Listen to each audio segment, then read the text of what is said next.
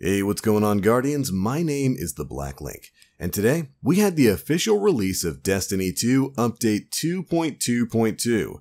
This update brought in a few quality of life changes, one or two nerfs that you're going to want to hear about, and a few other things. And over the course of this video, we're going to be covering everything in those patch notes. You guys know how this works by now. We're going to cover all of the stuff in the patch notes. You might want to put this on as maybe a little bit of a podcast or something in the background, because the video is probably going to be a little on the boring side, just reading through notes and whatnot. Thankfully, Update 2.2.2 isn't that long, so this shouldn't take too much time. But let's go ahead and jump on into it. First up, we've got the sandbox changes. This is the big stuff. Spectral Blades. You hunters are seeing some big nerfs. I hope you enjoyed your cheese for as long as you've had it. First up, the out-of-stealth damage reduction has been decreased from 60% to 52%. We covered this in a TWAB video a few weeks ago. We actually covered most of the changes that are coming here. Your damage reduction is basically your armor skill while you're in super. So basically, when you've popped your Spectral Blades, but you're not invisible, your damage reduction, your armor defense has been reduced from 60% damage reduction to 52% damage reduction. So you're going to be a bit easier to kill. Your in-stealth damage reduction has been decreased from 62% to 54%, so that's while you're invisible.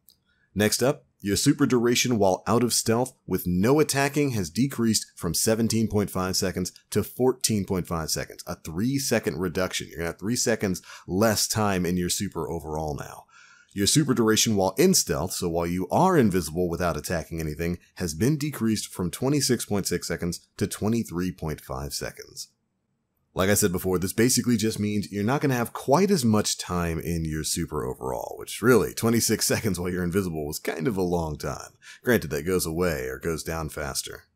Next up, your light melee cost has been increased by 50%. This actually right here is probably one of the bigger nerfs to Spectral Blades. Right now, your light melee was basically your travel option. It was the way you caught up to people who were trying to run away from you, because it costs you basically no energy, it covers a lot of ground, and you can spam it to just catch people just like that. That's going to be a little bit more difficult because now that light melee is going to cost you more super energy. So if you're spamming that to get around the battlefield super quickly, you're going to run out of your super even faster now. I think it's a fair enough change. It's basically what they did with Ionic Blink for Stormcallers and the Blink for Nova Warp, so I could see why it would apply here. Alright, moving on to Arc Striders, we have a change that hurts my soul.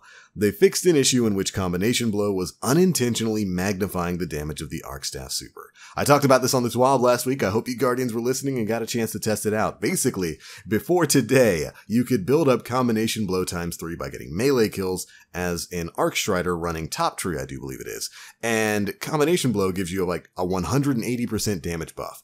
If you built that Combination Blow up to max and then popped your super, it would multiply the damage of your super, meaning you could deal crazy amounts of damage to bosses and players and all kinds of stuff out there. It wasn't really that useful in PvP. It had more utility in Gambit and PvE, but it was a really powerful combination. I'm kind of sad to see it go. I mean, you only get it for like, what, 14 seconds?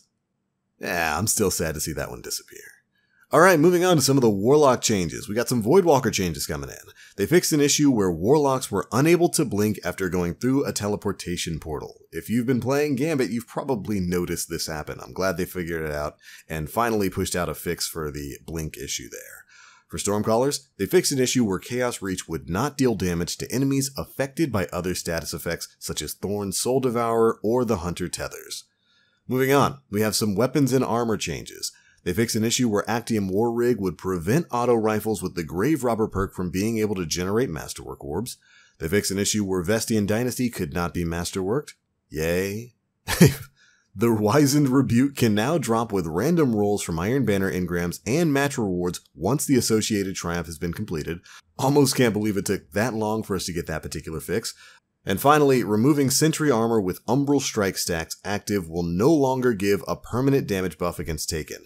Note that while the buff string does not clean up, the damage modifier properly clears when removing the armor. The string cleanup will be fixed in a later patch. Basically what people were doing here is they were running Sentry Armor with the Umbral Strike ability, building up that perk, and then they were swapping armor so they could get other Gambit Prime benefits while keeping the Umbral Strike benefits. It was a really strong thing in Gambit. It's one of the reasons why that set got disabled for a while. So they finally figured that one out. Alright, we've got some changes to investment. Yay! First up for lore, they fixed an issue where Dreaming City lore was not being awarded when completing an Ascendant challenge. After that, we got some bounty changes. They fixed an issue where the Collect Vex Samples objective of the Zur bounty, the Tower, could not be completed in the Warden of Nothing strike. You Guardians know all about that. This is what has kept us stuck on the same Invitations of the Nine for what's going to be 2 weeks in a row. We're not going to be able to get that finished until today. Now that this update is out, you can finally get those Vex samples, and then we'll get our new Invitation of the Nine on Friday. They fixed an issue with the Gambit Prime bounty, Sentries Hold the Line, where all boss enemies were unintentionally contributing towards the bounty progress. So you're not going to be able to get that done quite as quickly. Sad.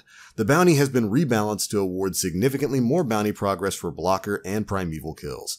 I almost wonder if they should have just left it the way it was. Moving on to triumphs. They've lowered the Verdant Light competitive triumph to only require 20 Revelry orbs. This is the one that previously required 200 orbs generated in like PvP or Gambit, and they disabled the orb generation in Gambit, so you had to do it in PvP. They've lowered that requirement down to 20 orbs, so most of you should have this auto-completed now that the update is live. Players who earn 20 orbs during the Revelry event will have their triumph completed retroactively, and if players completed all of their triumphs, the Party Harder triumph will also be completed and grant the emblem reward. Good, glad they thought ahead on that one. Next up for medals, they fixed an issue where Massacre and Locksmith medals were not appearing in Gambit. In Iron Banner, they fixed an issue where the Iron Ruby shader was not dropping. The shader now drops when dismantling Iron Banner gear. Alright, and for the final change, it's something with Eververse here. They fixed an issue where legendary Eververse Ghost Shells were dropping with only Mercury perks. This was driving people crazy. If you were getting Ghost Shells from Eververse, it was just nothing but Mercury perks for like resources and chests and stuff like that. No one goes to Mercury, so it was horrifying that that was all we were getting. Thankfully, they figured that out and got it fixed in today's update. And finally, they fixed an issue where the Good Doggo emote was dropping from unintended sources. Not quite sure what those unintended sources were, but if it was something like other than just Eververse, then that's kind of hilarious, actually. But alright, Guardians, there we go. That's it for update 2.2.2. Just a quick little quality of life sandbox update. We're not too sure if anything else was secretly added in here. I keep mentioning this in all the videos, but of course, we do have an exotic quest still hidden in the database that is supposed to be done before Season of Opulence next month. So we've got to be hearing about that sometime really, really soon. We're only 3 or 4 weeks away. But as a matter of fact, we did, of course, get a big update to the Destiny 2 database with a bunch of brand new classified items. A lot of new things were added today, including some brand new classified exotic catalyst, as well as something rather interesting. And I know you've been waiting to hear about this part, so we're just going to go ahead and jump into the most interesting bit there. We got a brand new exotic masterwork objective completion node within the database that has a really interesting icon. For those of you Destiny veterans out there, I'm sure you can already spot what this looks like. And indeed, this brand new catalyst seems to show the exotic pulse rifle from Rise of Iron, the Outbreak Prime. Those of you Guardians who are newer to Destiny, maybe didn't play through Destiny 1, this was really the final quest exotic for Destiny 1. It was the hidden raid exotic for the final raid in D1, Wrath of the Machine, and has famously gone down in Destiny history as probably the hardest weapon to acquire. Seriously, it took like math and all kinds of crazy things. Every Guardian worth their salt knows to say thank you to Datto and Math Class for figuring out a massive puzzle in how to get this thing. But now we've got a brand new version of it called the Outbreak Perfected to get here in the world of Destiny 2. This is a very long questline that starts on Titan with a fallen transponder that you can pick up in a hidden room. Well, it's a room you go to in one of the world quests on Titan. But it'll take you across a couple of planets, picking up some fallen transponder nodes, and then back into the old tower where you're going to go on an absolutely insane mission. Very similar to the Whisper of the Worm before getting the Outbreak Perfected. I've actually finished my guide video for it, and it'll be up on the channel before too long. So make sure you're staying tuned for that. As for the way it performs, it's very much like the Outbreak Prime from Destiny 1. It's a bit of a change with its ability though. It still shoots out nanites whenever you land rapid hits or precision kills, but those nanites act as kind of a buff for the gun itself. As they attach themselves to targets, the Outbreak Prime does more damage to that target. It's actually a uniquely powerful gun when you get into a group of people using it, because very much like the Rat King, the more people using the Outbreak Prime, the more powerful the Outbreak Prime gets, because other people's nanites also buff your gun. So if you're all using Outbreak Prime, you're capable of putting out some absolutely insane damage numbers, even without the catalyst. Now, let's talk about the catalyst itself, because very much like the Whisper of the Worm, when you finish the mission to get Outbreak Prime, it adds itself as a heroic mission to your director on the Earth. So you can go back in and you can play it whenever you want. Upon completion of the heroic version of the 0-hour quest for the Outbreak Prime, you will receive the exotic catalyst, which, as I've said before, has a lot of parallels with the Whisper of the Worm and the catalyst for that. In order to max this thing out, you're going to need to land precision final blows using Outbreak Perfected and obtain Siva Particulate from the activity 0-hour to unlock the upgrade. You get about 100 Particulate at the end of the activity for completion, which gives you about 20% towards your full completion. This basically means you're going to need to run the 0-hour heroic at least 5 times over the course of the next 5 weeks, because only 1 completion per week really counts. So it's going to be time gated very much like the Whisper Catalyst was.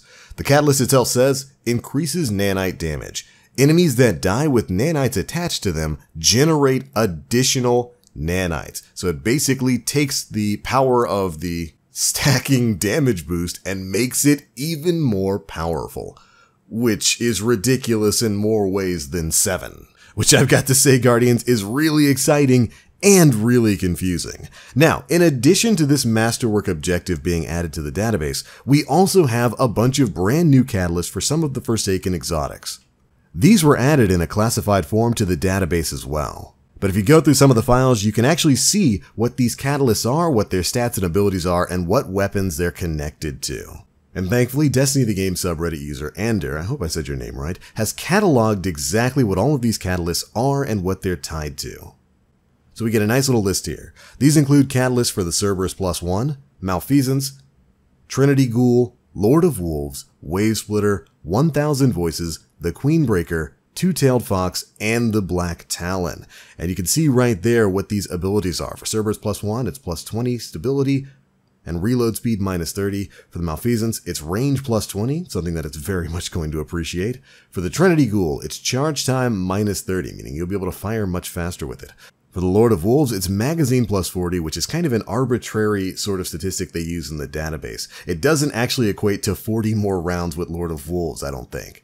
But it does mean that it is going to be seeing a magazine size buff, which is very good to hear. That's a great buff for Lord of Wolves just on its own. For Wave Splitter, we've got range +10, ammo capacity +30.